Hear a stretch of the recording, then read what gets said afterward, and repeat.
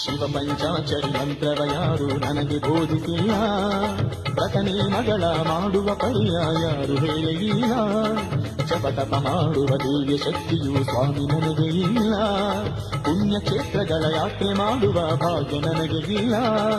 ನಿನ್ನ ನಾಮ ಒಂದೇ ನನಗೆ ಗೊತ್ತು ತಂದೆ, ನಿನ್ನ ನಾಮ ಒಂದೇ ನನಗೆ ಗೊತ್ತು ತಂದೆ, ಕಣ್ಣು ತೆರೆದು ನೋಡು ತಂದೆ, ಮಾತನೊಂದು ಆಡು ಹಿಂದೆ ಸ್ವಾಮಿ ಕೊಟ್ಟುರೇಶ.